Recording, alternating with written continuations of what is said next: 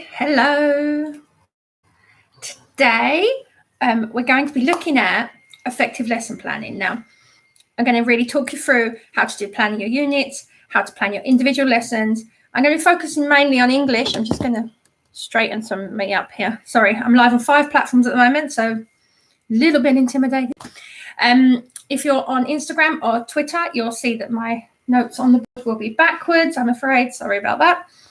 I'm going to walk you through the whole process of planning your unit, breaking it down into lessons, and how you can really get into this. I'm always surprised. I've been 10 years now, and I'm always surprised that new teachers aren't taught this. They aren't taught how to do this, which is a really, really important skill. And it's something that we need to be giving our teachers. So if you're unsure about how to do your units, how to do your lesson plans, this is the place for you.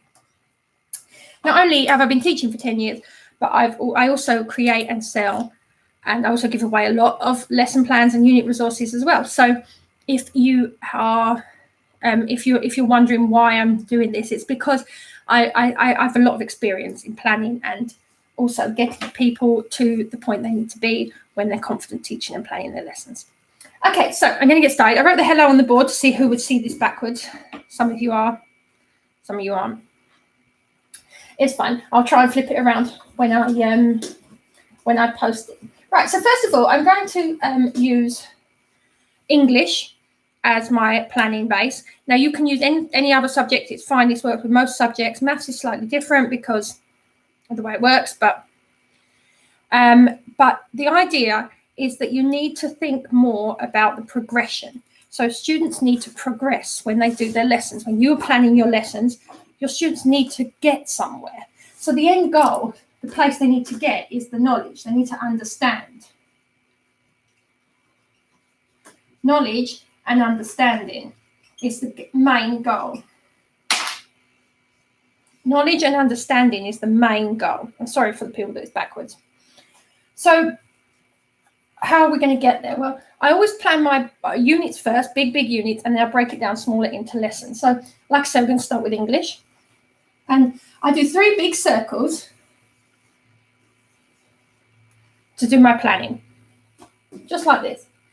And the first circle at the top is the intro. This is the wow part. This is the bit where we grab them, sometimes called the hook.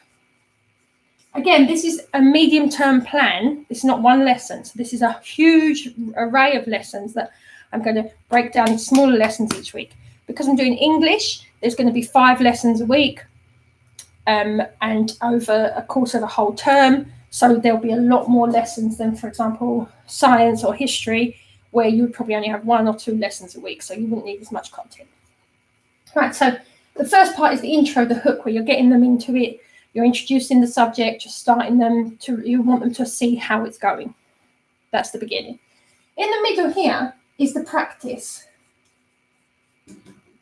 These lessons that are going to live in the middle part of the unit, these are where you practice the skills, and sometimes where we learn the skills that we need. And here is where we develop. This is where we develop and apply. So you can see that we start off where they've got, under the assumption they've got no idea, nothing, they don't know how to do this at all. Then we come into the second phase. I call this is phase 1. This is phase 2. And this is phase 3. In the first phase, we take the assumption that the children know nothing about what we are teaching them. Even if they know, if they've got some prior knowledge, it's still great to come at it from the idea of they don't know anything about what we are teaching. So we start with an introduction, we get a hook, we get them into it.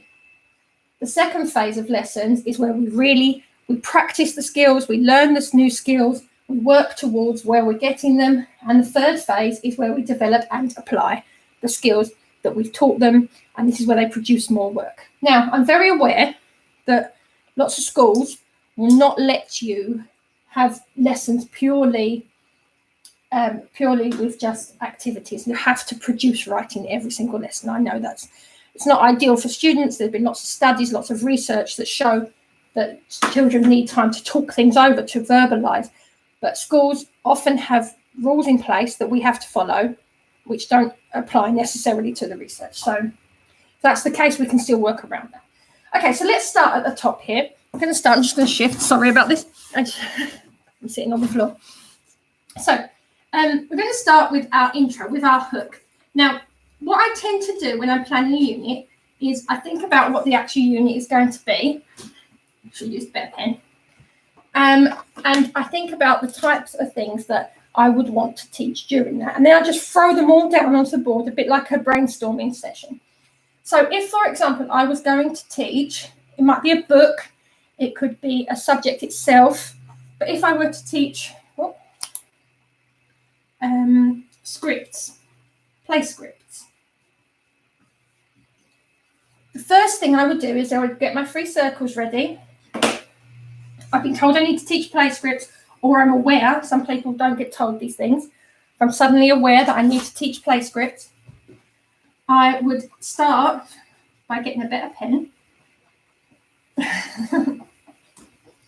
And I would think about all the activities or things that they need to learn to be able to produce effective play scripts. So the first thing that comes to mind is they're going to need to write their own. But that's way here at the bottom in phase 3 because it's developing and applying. So I'll just write it in here.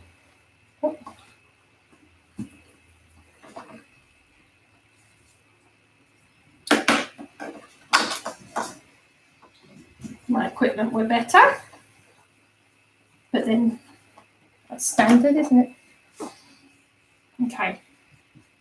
Write their own script.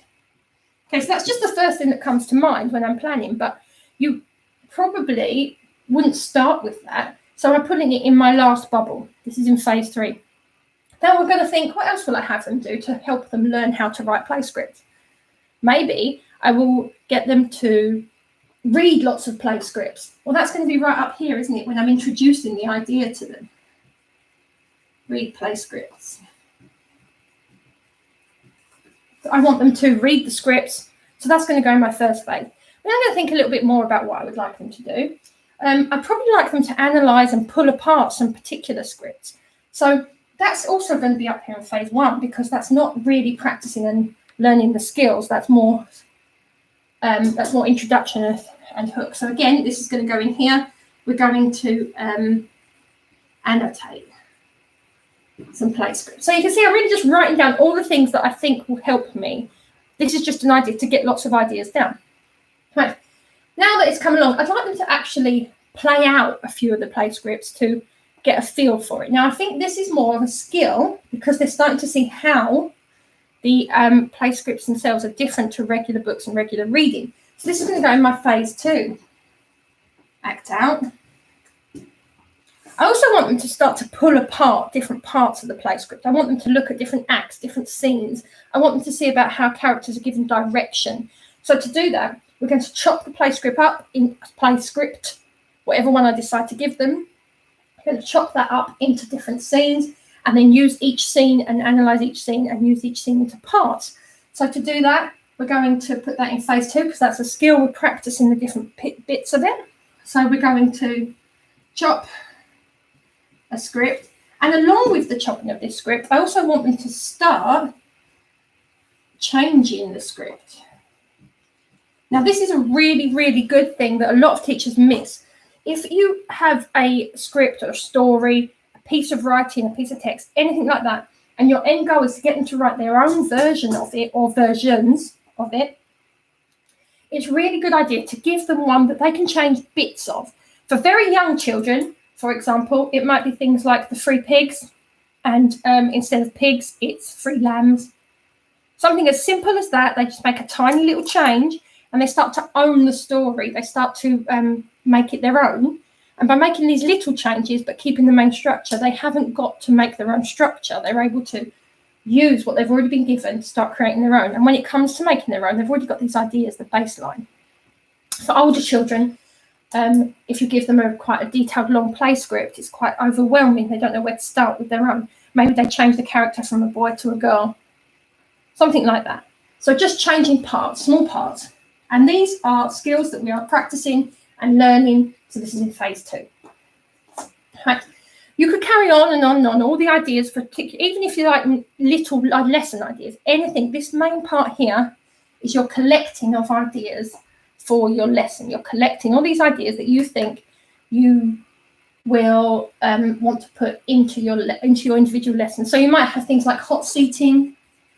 If you don't know what hot seating is, it's where the children take on the role of a character that's in the book. Excuse me, that's in the book or in the book. Or sorry, I got distracted by a comment. I really shouldn't look. It's in the book or it's in the script or whatever like that, and they take on that character's role and they start being them, and the rest of the class ask them questions and they answer as if they were in character.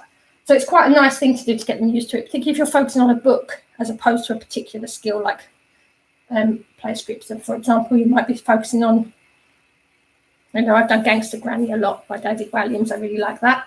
And if we do that, they pretend to be the granny, which is really quite fun. Anyway, so individual ideas for lessons can also go in here. Things like flip charts, where they take the different elements, excuse me, in terms of play scripts. They may,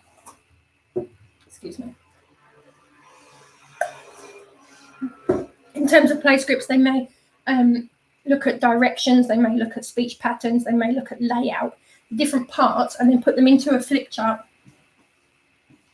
with the pages cut out. So these pages move, these bits move, and they can just flip over and choose different parts.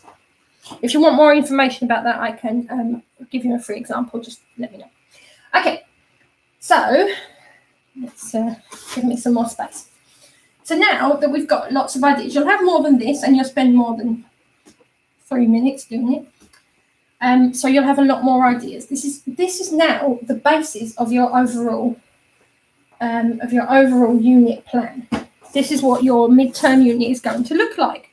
You're going to start with reading some plays, annotating some plays, hot seating, more things that you will have come up with. Phase 2, you're going to start acting out the plays. You're going to cut the script up into different parts and change bits of it. They're going to create flip charts. Maybe have some drawing in here, depending on age as well. If they're not too great at writing, if they're older, you might want them to think about the different phrases and particular use of that. We also have word banks. I'll put these up here, word banks, where they look through the script and pull out the bits they love the most and they keep them in a word bank. They're going to use them themselves later. If they write their own script. Now, in phase 3, we're going to have some more in phase 3 because it's not complete.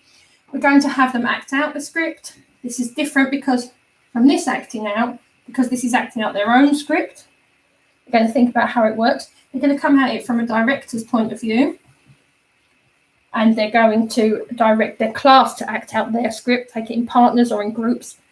See these things here, each of these are a lesson. Now, if I think now about how I'm going to structure each lesson and turn this into a solid plan, well, I will do this over this side if I can rub these out. So what we're going to do now is take each lesson and work out how we're going to fit them into our unit. So I'm going to have here, this is going to be one lesson, the hot seating. This is going to be another lesson. This is going to be another lesson. This is going to be another lesson. Okay, I've got 4 in my phase 1. I'll probably have more, again, because you're going to put more ideas down. You're going to keep going. But which of these am I going to start with? Well, I want to start with something really good, with a hook, with a great, this is exciting, this is what we're going to do. So I would probably start with hot seating, mainly because kids love that. They love the idea of getting into character, playing up for their classmates, having fun with it. So I would probably have my open day of my Monday, my start of my lesson, with a video of the script we're going to look at, and then hot seating of that particular video. Then I will come to the next day, Tuesday. We're going to read some of these scripts. We're going to have some acting out and lots of discussion. Wednesday, we're going to go through the script that we already read, and we're going to annotate. Oops, helps if I can spell annotate. I'm going to annotate the important parts. Now, when we're doing this, it's a really good idea to let them choose their own parts they think are important, and then go back through it as a class and tell them the parts that you know are important. It's really interesting sometimes to see what they think is important and what actually is important. Okay, so then Thursday. So we've got into the annotation part here. All the way through, we're going to be collecting words from our word bank. Anytime that they have a great word, they can write it in their word bank book or on a sheet that's on the wall or just a place that their words are collected. By Thursday, we've read a few of these now. We've looked through them, we've done the hot seat, we've done the reading, we've done the discussion, we've done some annotation. Now we're going to compare. This helps to reinforce the idea that there's different play scripts all have a similar thread. They have similar things. They have direction. They have characters that act a certain way. They have tone of voice. So you're going to compare the different things that are the same in the many different play scripts that you've read. Now, again, this is a very shortened version. This is only over 1 week, but you could probably stretch this to 2 or 3 weeks if you wanted to or needed to, because you do more than 1 or 2 scripts. It's entirely up to you how you do this and how long your unit needs to be. So we're going to compare our scripts. Now, Friday, I like to do on Friday a big piece of work, something that rounds off the week, that brings together all the things they've been doing. And because we're only up here in phase 1, I don't want them to write their own play script already. We're too far early in. We don't want them to start doing that. They'll get discouraged. It won't feel as if they're making progress. This is not the way to do that. So my big piece of work for Friday, although it may sound counterintuitive, I'm going to get them to rewrite the script. One of the ones that we've been over and over, one of the ones that we acted out, one of the ones they hot seated on, they're going to rewrite it. Now, I'm not going to change anything. They can if they wish. And they probably will. A lot of them like to take ownership of their work and the things they're doing. But just tell them you want them to write out in their own words. They don't need to copy, but they need to write out their script. The way it's done, everything from memory. This also helps because it consolidates the idea of the script in them. They are reading these scripts, they're internalizing them, and then they write them again exactly as they are. Don't need to make changes. There's my first week of work. Again, this is phase 1. Doesn't need to be just 1 week. Can be as many weeks as you need, as much work as you're going to put in. I've done a shortened version here. Okay, so that's my plan. Now, depending on your school, of course, you may have a template you have to use. You may have to go into much more detail about what these lessons will look like. But this is basically what you're going to be doing for each lesson. Monday, we're going to be video. We're going to be hot seating. We're going to be introducing, if you need lesson objectives and things like that, the idea of play scripts. Tuesday, we're going to be discussing, we're going to be reading, we're going to be acting. If you need to do some writing in this part, you can have them critique or feedback on each other's acting, and that can be the writing. I know lots of schools require a piece of writing for each work, for each lesson. So if you're doing that, that's quite a good way to get something down on paper. Our annotation is understanding the concepts of script writing. And again, that's quite good because you can stick that into their books. They can annotate next to it.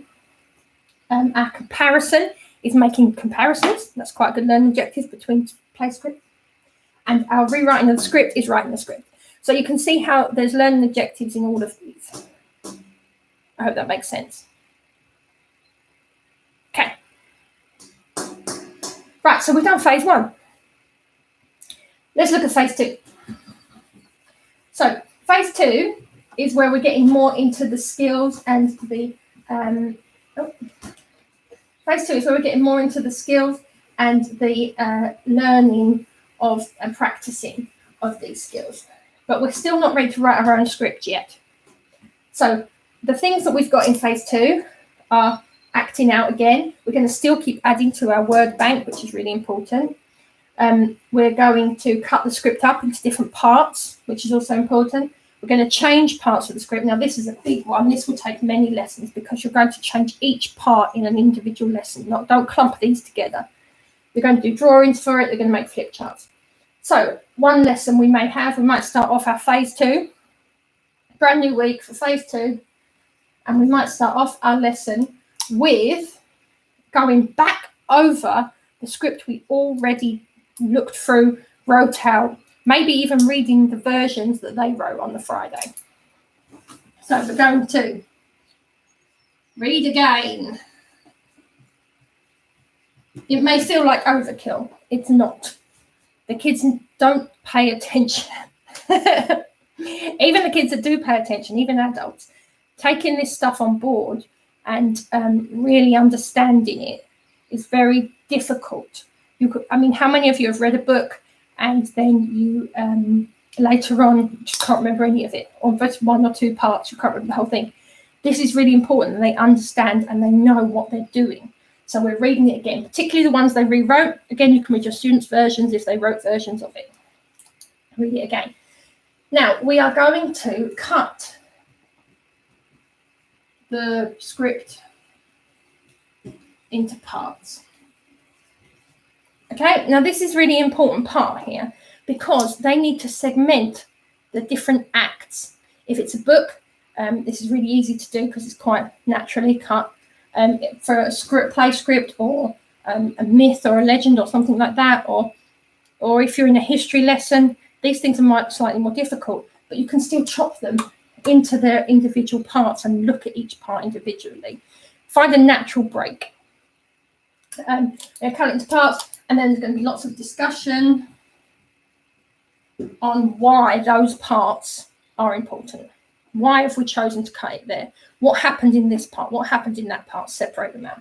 Then the rest of the week is going to be this, changing. They are going to take an individual part each day. This may go on for more than 1 week if you've got lots of parts. And they're going to change just one part, one factor of the story. Now, this can build on itself if you want to, particularly if you're working with a book. In the first chapter, they might change the boy to a girl. But that also means in the second chapter, the boy still has to be a girl. And in the second chapter, they may change it that he doesn't live in London, he lives in America. So again, and don't go backwards. They don't need to rewrite the first chapter again. They just need to change parts. And as they go along, it builds on itself. And hopefully by the end, it's a completely different story, same structure. I hope that made sense. So you're just changing individual parts as you go. And it helps them create a new story from the story they've already learned, they've already taken on. I'm saying story a lot, but this works with lots and lots of things. Okay, so they're going to be changing parts. As they're doing this, they'll be adding in drawings to show the differences, the different changes. This is really good because it consolidates the idea in their minds. We use a flip chart, as I said. These lessons will all come through in our individual each day. Okay, that's phase 2. Now we're into our final phase, phase 3. We're about 4 weeks in here. Yours might be longer. I had a 1 week on this one. I had week 2 and 3 on the middle part here, and this is week 4. So, week 4, we're going to write our own scripts and then act them out and then be directors. Now, give them time with this. Give them lots of time. And again, you can break it into parts. You might say, okay, on Monday, we're going to be writing our brand new scripts today. Go.